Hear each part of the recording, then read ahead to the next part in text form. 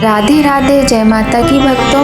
आप सभी का स्वागत करती हूँ स्पिरिचुअल ज्ञान साधना में और आप सभी से अनुरोध करती हूँ कि स्पिरिचुअल ज्ञान साधना को सब्सक्राइब कर लीजिए और बेल आइकन को प्रेस कर दीजिए ताकि आपको नई नई वीडियोस का नोटिफिकेशन मिल। श्री शिवाय नमस्तुभ्यम।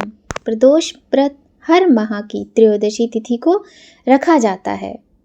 वर्ष 2024 में अगहन यानी मार्गशीर्ष माह के कृष्ण पक्ष में प्रदोष व्रत की क्या डेट है और इसके पूजन का प्रदोष काल का समय क्या रहेगा, इस विषय में बहुत ही सुंदर जानकारी आज की वीडियो में आप सभी को मिलने वाली है।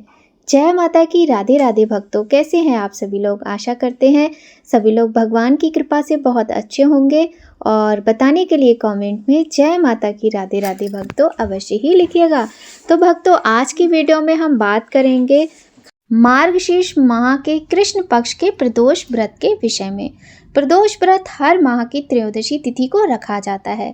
जिस प्रकार हर महीने एकादशी का व्रत आता है, उसी प्रकार से हर महीने त्रयोदशी तिथि यानी प्रदोष व्रत भी 2 बार आता है, कृष्ण पक्ष में और शुक्ल पक्ष में। और इस समय मार्गशीर्ष का महीना चल रहा है, अगहन का महीना भी कहते हैं जिसे।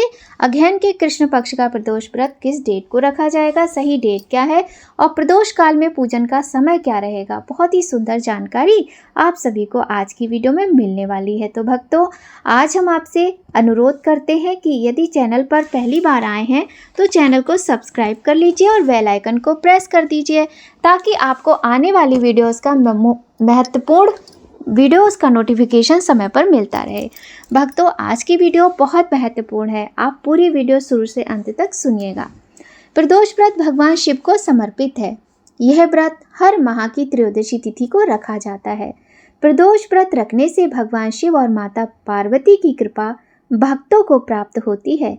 शिव पुराण में वर्णित है कि इस व्रत को रखने से भक्तों के सभी कष्ट दूर हो जाते हैं। नवंबर 2024 में मार्गशीर्ष माह के कृष्ण पक्ष का पहला प्रदोष व्रत रखा जाएगा।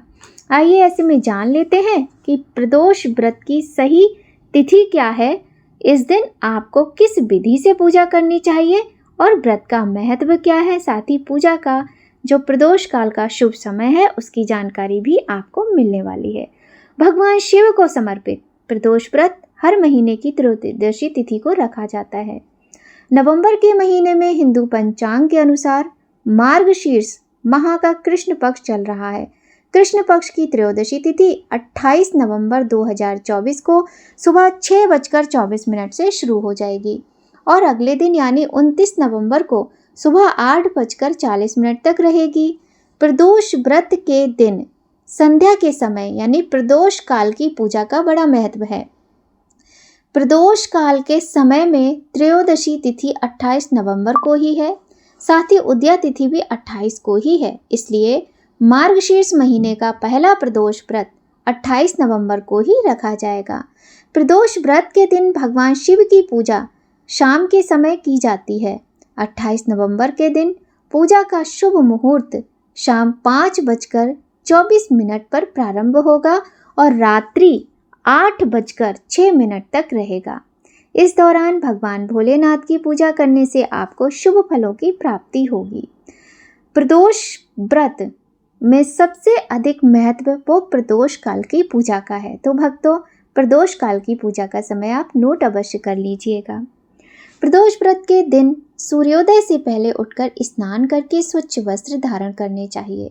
इसके बाद पूजा स्थल को स्वच्छ करें। तत्पश्चात भगवान शिव का ध्यान करते हुए व्रत का संकल्प लें। सुबह भगवान शिव की आरती करने के बाद व्रत की शुरुआत कर सकते हैं। दिन भर निराहार रहने के बाद संध्या के समय भगवान शिव की पूजा करनी चाहिए। 28 नवंबर के प्रदोष काल का पूजा का शुभ मुहूर्त हम आपको बता चुके हैं। शाम को पूजा के दौरान शिवलिंग पर दूध, बेलपत्र, पंचामृत, शहद, धतूरा आदि अर्पित कर सकते हैं।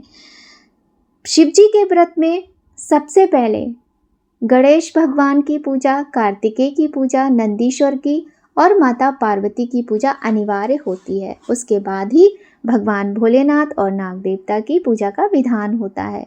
सबसे पहले हमें भगवान का जल से अभिषेक करना है। तत्पश्चात कच्चे दूध से या फिर पंचामृत जैसे दूध, दही, घी, शहद, शक्कर यानी बूरा, इन सभी को मिलाकर या फिर इन सब से अलग अलग भी आप भगवान का अभिषेक कर सकते हैं। तत्पश्चात भगवान को जल से स्नान कराएं, उसके बाद उनको चंदन लगाएं, भस्म लगाएं, अक्षत चढ़ाएं, शहद भी चढ़ाया जाता है। यदि आप पंचामृत से करा रहे हैं तो अच्छी बात है, नहीं तो ध्यान रखें शहद अवश्य भगवान को अर्पित करें। भगवान का सुंदर श्रृंगार करें, पुष्प चढ़ाएं, बेलपत्र, धतूरा, भांग, शमी पत्र भगवान को बहुत ही प्रिय हैं।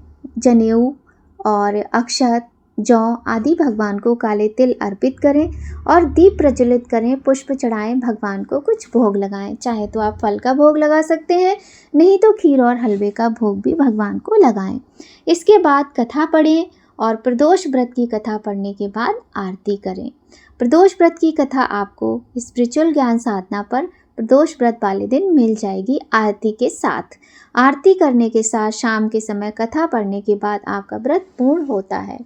इसके अतिरिक्त वैसे तो इस व्रत में नमक नहीं खाना चाहिए ऐसा कहा जाता है, किंतु यदि आपकी शारीरिक स्थिति सामर्थ्य इतनी नहीं है कि आप बिना नमक के व्रत कर पाएँ तो सेंधा नमक का प्रयोग व्रत में कर सकते हैं। शिव चालीसा का पाठ आप कर सकते हैं पूजा करते समय। शिव जी के मंत्रों का जप भी करना चाहिए। भोलेनाथ के मंत्र ओम नमः शिवाय का भी अगर आप इस दिन जप करते हैं तो उससे भी आपको शिव कृपा प्राप्त होती है। इसके बाद आपको प्रदोष व्रत की कथा का पाठ करना चाहिए। अंत में आरती करनी चाहिए। रात्रि के समय फलाहार करने के बाद व्रत का पारण अगले दिन सुबह आपको करना चाहिए। प्रदोष व्रत रखने वाले भक्तों को शिव जी की कृपा प्राप्त होती है और पापों का नाश होता है। इस व्रत का पालन करने वाले भक्त को सुख, शांति और समृद्धि जीवन में मिलती है। साथ ही अकाल मृत्यु का भय दूर होता है और व्यक्ति दीर्घायु रहता है। मान्यताओं के अनुसार इस दिन व्रत रखने वाले व्यक्ति को मृत्यु के बाद मोक्ष की प्राप्ति होती है। प्रदोष व्रत रखने से वैवाहिक जीवन में भी सुख समृद्धि आती है और संतान सुख प्राप्त होता है। भक्तों, आज की वीडियो में बस इतना ही। और हाँ, एक बात की तो गारंटी है, जो लोग प्रदोष व्रत रखते हैं यदि उनके घर में धन की कमी है या फिर संतान की कमी है तो वो ये व्रत अवश्य करें। उनके जीवन के दुख भगवान भोलेनाथ और माता पार्वती की कृपा से शीघ्र ही दूर होते हैं। भगवान भोलेनाथ के साथ जब माता पार्वती की पूजा की जाती है तो माता को एक चुनरी और सिंदूर अवश्य ही अर्पित करना चाहिए। तो भक्तों, आज की वीडियो में बस इतना ही। अगर आपको वीडियो थोड़ी भी हेल्पफुल लगे या अच्छी लगे तो वीडियो को लाइक ज़रूर करें और अपना प्यार, आशीर्वाद, सपोर्ट बनाए रखें स्पिरिचुअल ज्ञान साधना के साथ। जय माता की भक्तों, राधे राधे।